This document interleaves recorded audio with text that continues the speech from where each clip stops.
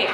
अब next binomial distribution के बाद दूसरा आता है हमारा पॉइसन डिस्ट्रीब्यूशन। बाइनोमियल डिस्ट्रीब्यूशन में n की वैल्यू जो होती है वो स्मॉल होती है, प्रोबेबिलिटी नॉर्मल होती है, तो वहाँ पे BD यूज करते हैं। लिख के भी क्वेश्चन आता है, कभी कभी बाइनोमियल डिस्ट्रीब्यूशन दिया हुआ है, कभी कभी नहीं लिख के, तो आपको पहचानना पड़ेगा।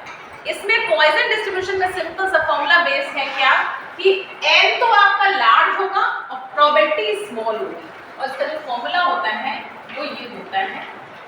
e की पावर माइनस m की power r upon r, where m is the mean, where mean is what, okay, this is the formula e की पावर माइनस m की power r, yes, and r आपका वही है successes, r is not number of successes,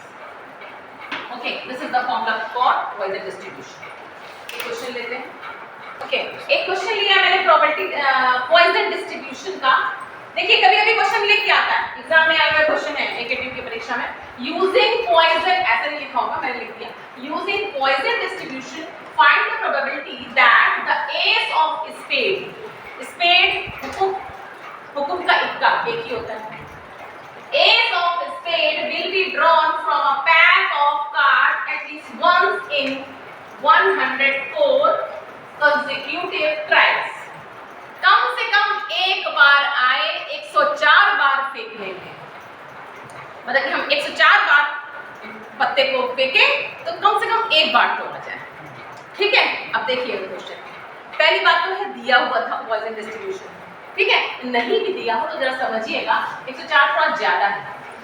ठीक है, तो यहाँ पे पॉइसन लगेगा, ठीक है, नॉर्मल की कोई बात नहीं, नॉर्मल कब लगता है, एरिया दिया हुआ है। और फिर एक चीटिंग मेथड और है, चीटिंग मींस कभी कभी ये दे रखा होता है तो e की पावर इन्वॉल्व किसमें है, पॉइसन,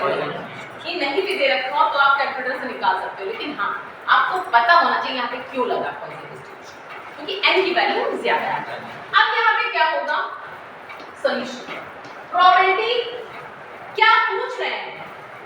प्रोबेबिलिटी किसकी है, एस ऑफ स्पेड, तो प्रोबेबिलिटी क्या है, ये प्रोबेबिलिटी किसकी है, एस ऑफ स्पेड। सबसे पहले आप लोग ऐसा मत सोचा करिए कि यहाँ प्रोबेबिलिटी हमें 104 में निकालनी, नहीं, बस आपको प्रोबेबिलिटी 52 तक तोड़नी, प्रोबेबिलिटी जो p होती है, स्मॉल p, वो सिर्फ एक ही इवेंट में होती है, अब उसको आप 104 बार खेल रहे हो वो अलग मैटर,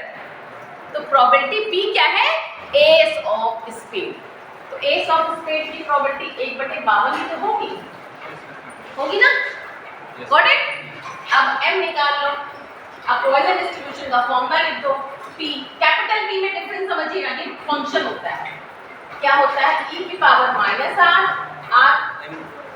m और m की पावर r अपॉन r, ये m होता है, m is equals to mean होता है, n की वैल्यू कितनी है 104 और प्रोबेबिलिटी कितनी है 1/52, ठीक है, तो ये कितना आ गया 2, ठीक है, मीन आ गया 2। अब यहाँ क्या निकालना है, एटलीस्ट वंस, कम से कम एक बार, मतलब कि अधिक से अधिक 104 बार, तो यहाँ वर्ड देखिएगा, एटलीस्ट 1 का मतलब क्या हो गया, एटलीस्ट 1 का मतलब टोटल में से, अगर तुम्हें चाहिए कम से कम एक, ठीक है, तो कम से कम एक कहाँ से शुरू होगा, 1 से लेकर 104 तक, या फिर कोई ना है, तो अगर देखो, अगर टोटल में से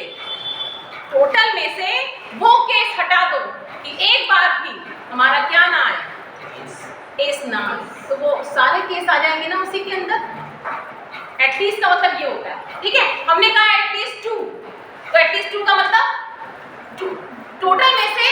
2 तक, 2 से कम के केस हटा दो, मतलब कि एटलीस्ट मान लो अगर ये वर्ड लिखा है, इसके अलग से क्वेश्चन बता रहे हैं, एटलीस्ट कहा गया, मान लीजिए 2, मतलब प्रोबेबिलिटी ऑफ, एटलीस्ट मतलब क्या हुआ, कम से कम 2, तो 2 तो आए उससे ज्यादा, ठीक है, तब 2, तो इसको हम लोग क्या कह सकते हैं, 1 माइनस 2 से कम, ये होता है एटलीस्ट 2 का, एटलीस्ट 1 का मतलब क्या होगा, टोटल में से, टोटल प्रोबेबिलिटी 1 होती है ना, 1 में से कौन सा केस हटा दीजिए जिसमें कुछ ना,